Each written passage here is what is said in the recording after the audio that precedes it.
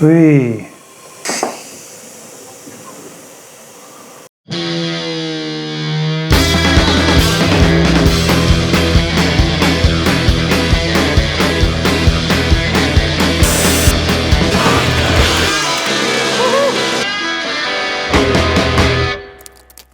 Welcome back to another episode of the Slambretta build, and before we get into this episode I just want to pick up on a couple of points from the last episode. I know I'm really bad at doing recaps on my videos because half the time I can't really remember what we did last episode because I'm juggling projects with a hot rod build and the redevelopment outside. But we did talk about the links on the last episode, about having them 3D printed and then machined, and there's really exciting developments on that. I'm going to go into that more later in the episode because I am literally waiting for something to arrive in the post. And the other thing was, I did ask if anyone knew about these airlines because I was struggling actually to find an adapter from these really thin airlines which go to the front air shocks to a more sensible airline which I'm going to run throughout the scooter and to the bag at the back. Anyway, as I pointed out before, this is my first time doing anything air ride, and I didn't realise, but all these fittings do have the actual size stamped on. Now, even with my glasses, I can barely see this. 3.2 mil, 1/8. These bigger airlines I'm running on the rest of the scooter are 1/4. So knowing those, I actually found some adapters, which is amazing. So I can connect up my airbags again and it should be leak free. So a bit later on in the episode again, we'll raise this thing up and down again, you know, just for our own amusement really. So actually on this episode I want to get some kind of idea of the front mudguard. It's not super important, but you know, I just want it to look a bit like a complete scooter. I need to cut this frame that I made back, unbolt the horn cover, take the leg shields off, and we can have a good look at this frame. I've got a brake pedal there so we can put that on and see how much clearance we need. At the moment this frame is stopping me getting to the brackets where the front mudguard bolt on.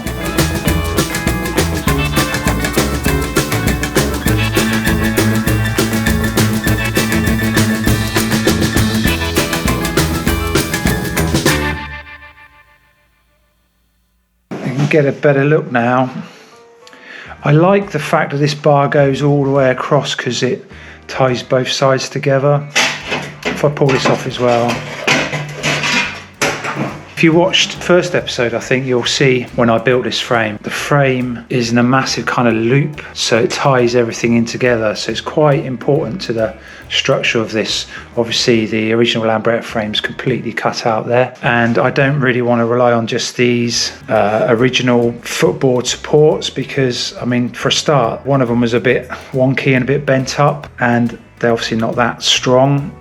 This stuff is really strong, so I need to move this back as far as I can. I don't mind if it pokes out a little bit, but not stuck out right there. The issue I've got, right, so I fit the brake pedal and I'm limited to how far back I can move this because obviously that's going to hit, but I think it's going to be a compromise. I could potentially bring the bar here and kick it back at an angle, but I think that I'd lose some of its strength, I think, by kicking it back. If I go straight across here, obviously most of this centre section is going to be cut out, but I can brace it underneath if I need to.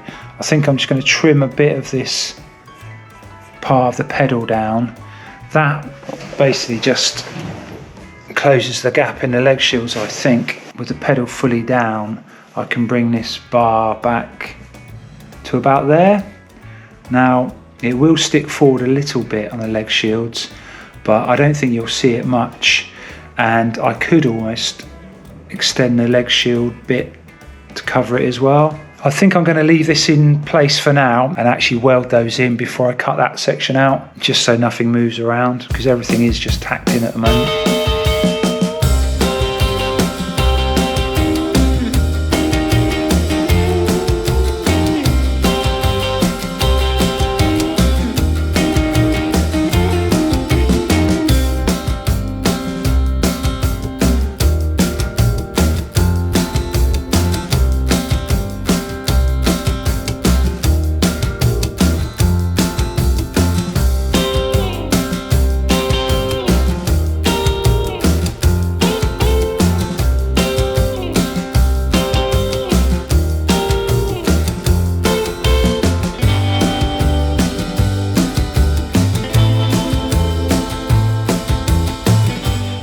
Here's my first really rough cut out, and that was purely by eyeballing it.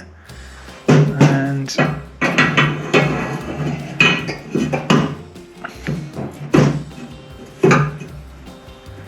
you know what, for a first attempt that's not too bad. Cut out a little bit more down there. We've just got what, 5 or 6 mil to come up each side. By the time I come up, I think that'll be pretty tight all the way around. So yeah, I'm just going to refine that a bit. Just needs a little bit more curve taken out of there. But I'm quite pleased it's kept a lot of that structure as one piece rather than if I'd done 2 separate pieces either side. So now that took way longer. Actually, it didn't take that long. Only about 157 trips to the vise there to grind millimetre by millimetre off. But I'm really pleased. This fits like a glove, literally like a glove. Into there, and the pedal works. Yeah, so if I push this pedal down, look at that. Like 1 or 2 mil there is absolutely perfect. And it will never go down that far. Just need to obviously trim off that little bit of the pedal to allow it to come up. So I'm going to stick a couple of clamps on either end, just measure it, make sure it's square and everything, and yeah, we'll get that tacked in.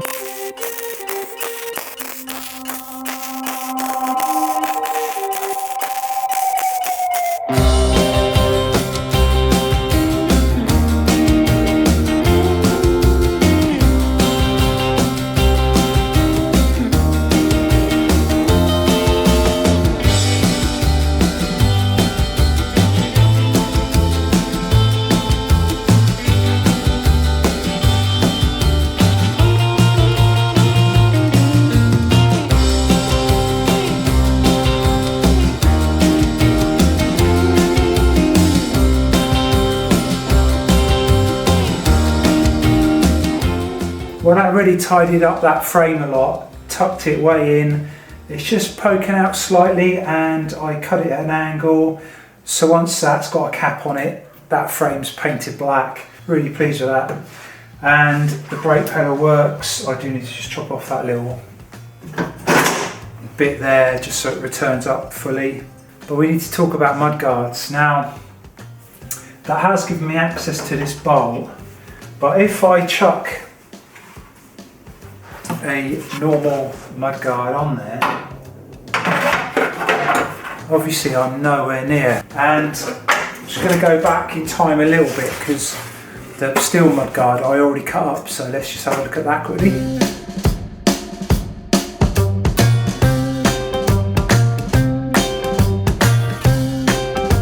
So here's a steel mudguard, sliced right down the middle with a section taken out there.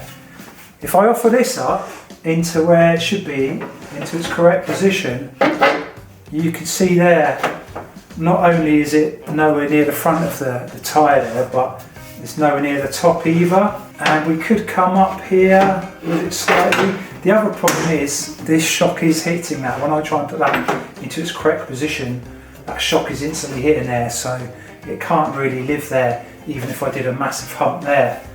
So I think I'm going to have to basically make a complete mismatch of bumpers, cut up pieces, make my own bumper basically to fit this, which will be a bit of a compromise. So I think I might have to come up a little bit with it and maybe even come forward.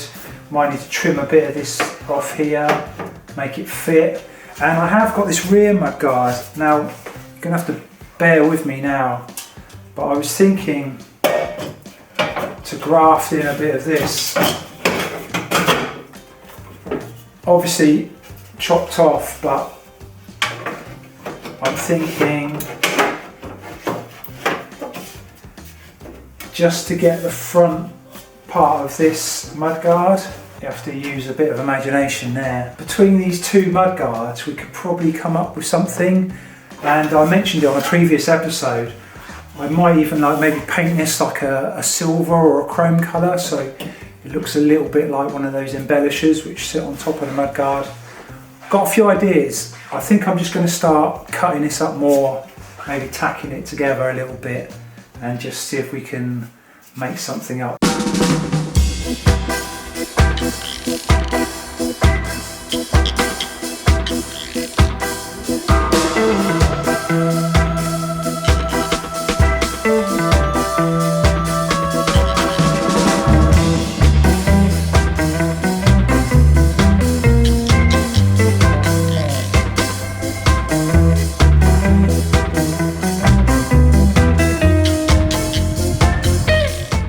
This front mudguard is quickly turning into a complicated sheet metal job, and I am no sheet metal guy. In fact, I've never done any sheet metal other than possibly the firewall on the hot rod.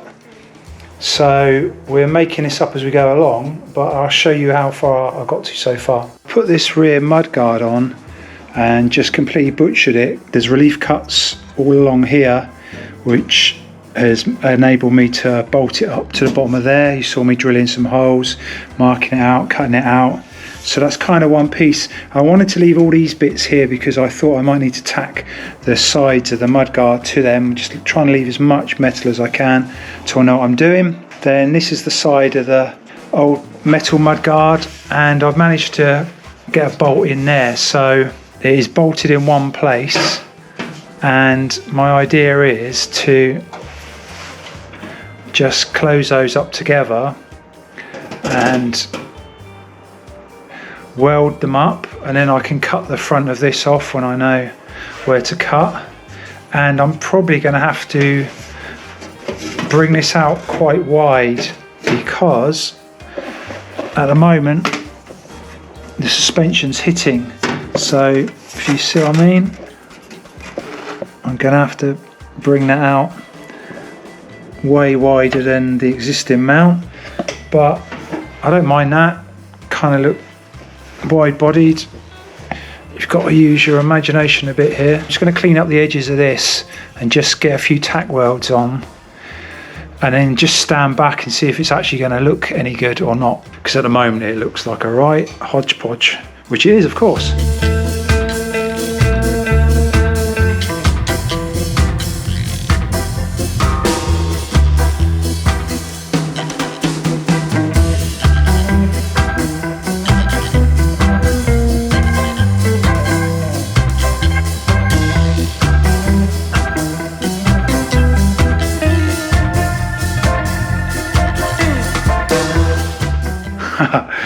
So I've tacked this on. Looks a bit weird, I know, bear with me. Looks a bit weird. I've tacked this on both sides. Everything's under a lot of tension at the moment. Everything's a bit twisted. Obviously it's not sitting back here, but actually up underneath in this area here is the problem area. That is hitting the tyre right there, so I can trim all this out. Still not convinced because it looks absolutely ridiculous from the front. So what I think I'm going to do is cut this bit off and just see if it's making sense or not, because at some angles, you know, it kind of looks cool. I think it looks quite nice on the side profile. So I think if we trim it off, I have cut myself to pieces by the way, if we cut it off there, I think we'll get an idea whether it's going to look any good or not before we get too far into it.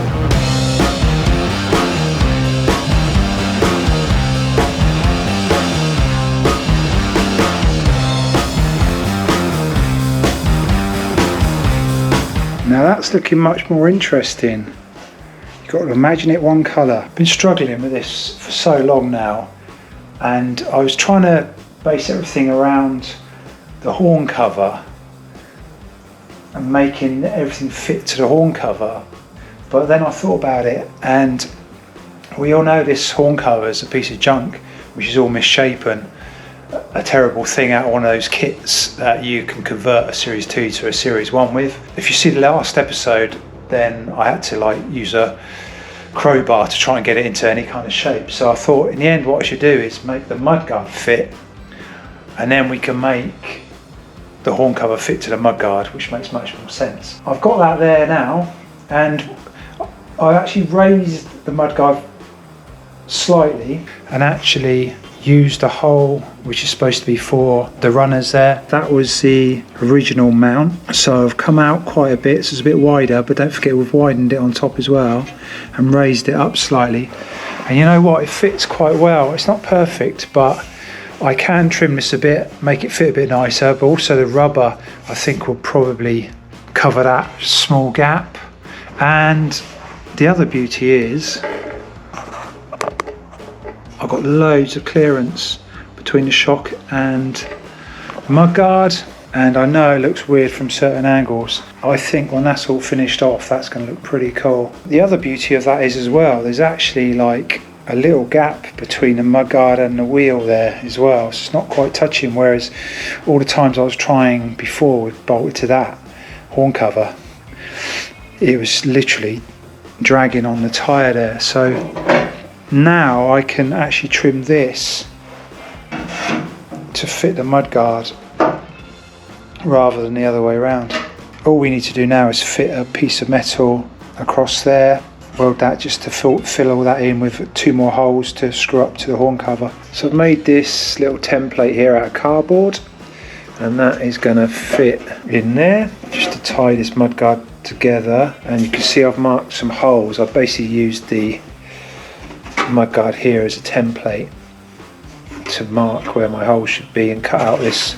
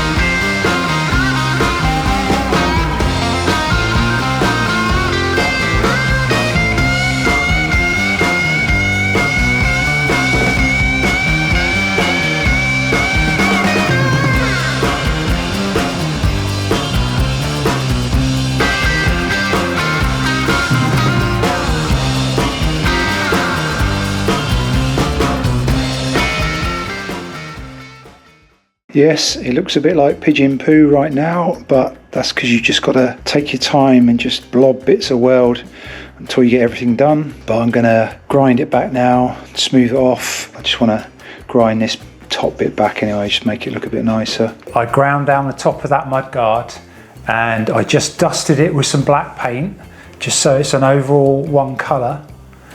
And here's the big reveal.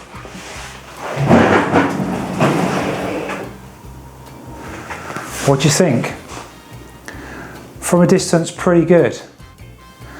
But there's another thing I'm thinking about, and that is, because this has raised slightly, I'm wondering whether we need to bring this bottom edge of this mudguard back down again. So I just knocked up this little bit of cardboard, just give it a quick paint of black, and what I'm thinking is we could even bring it into this section. So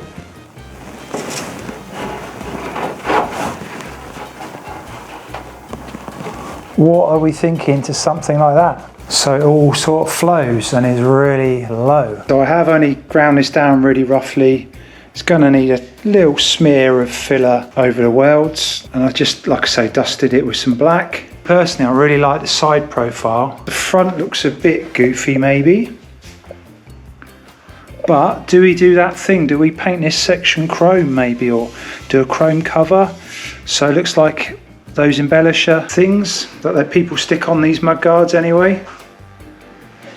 But I think from these angles, it's pretty cool. Please comment below whether you think I should do this extended piece at the bottom of the mudguard as well. So before we end this episode, I promised you at the start that we'd see this thing go up and down on the air suspension. And I have made a couple of purchases. Here we have the gauges and the paddles to make the front and back go up and down, which I'm going to mount somewhere. So I just wanted to get these gauges in and just see if it's going to work or not. Obviously the scooter will have its own air tank and compressor, but at the moment I just got it running off my workshop compressor. But what I'm hoping is I'll be able to use these now to go up and down. So yeah, let's give this a go. Back.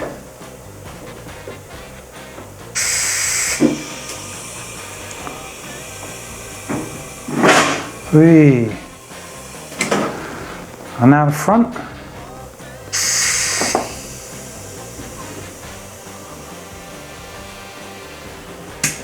And there you go. Let me go down.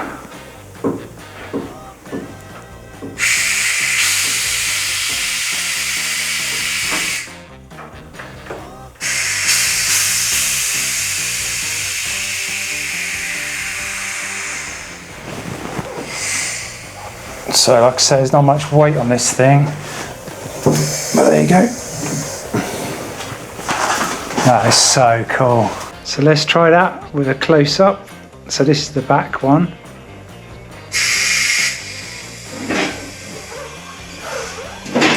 That back goes really high. And then from the front.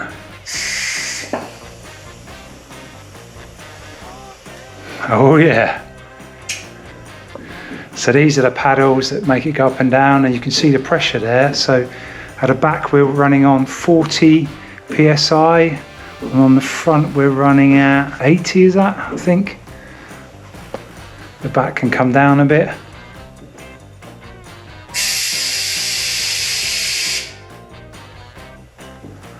Let's just have a look at this from a distance. Wow, that is so cool. And actually I'm really liking this mudguard, even with the scooter powered up. To me that's looking pretty cool.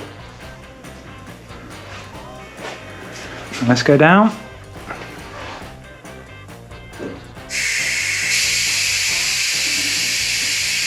The front just needs a bit of weight.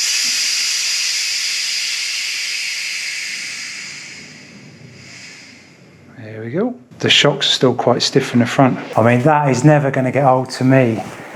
It's going to be so cool, and this is all mounted and it's all independent, this air ride. Now I've put this shirt and tie on because I want to get serious for a minute, and this does get a bit high tech, so I need to feel the part. I've been doing this YouTubing for a few years now, and I've had a little help along the way from friends, some guys in the Slambretta Club, donated the mudguard, gave me a hand with odd bod build when the clutch went wrong, and he's donated me a nice pillar drill, and I'm really thankful for that. At the end of the last episode I did a little shout out for anyone that could help me with some CAD design to get my links for the front forks firstly 3D printed, and then eventually I need to get them machined out of metal. And I got contacted by someone I've never met before. He's not even a sort of fan of my YouTube channel, but someone he works with is, and so he's watched my episodes before, and he replied to me. His name is John Iveson, and he offered to help me take my terrible sketchy measurements and turn it into something beautiful that could then be 3D printed. So I am so thankful to you, John, for sorting that out for me. I really appreciate that. He just completely understood what I was talking about the whole way. Thank you so much. And I sent those off, and a chap called Tim from Govey Innovations in Bath, which is just down the road, he offered to print them for me, and yeah, absolutely amazing. These are them. And there's a little clip here of them being 3D printed. I am so pleased with these. Look at this. John even put my little logo on the links there. And I'm just like over the moon. I never thought, you know, a year ago that I'd be building something and having things 3D printed and machined. So the next stage on these is I just need to take off my terrible mock-up links that I welded out of some scrap metal, and check that the bushes all fit these perfectly. And if they do, the next stage is, yeah, to get these machined out of solid metal. I am still on the look or hunt for anyone that can help me out. Hey, I'm not asking for anything for free, but if someone can recommend a place that will take a design, John can save the file in any kind of format you can suggest. And I just need these machined out of metal so I can, yeah, install them on the front forks there. And that is it for this episode. Thank you so much for watching. Don't forget to hit the subscribe button if you haven't already. You can find us on Facebook and Instagram. We have merchandise, t-shirts, which we ship all around the world. And we'll see you on the next one. Cheers. By the way, if anyone else says, I remind them of Colin Furze.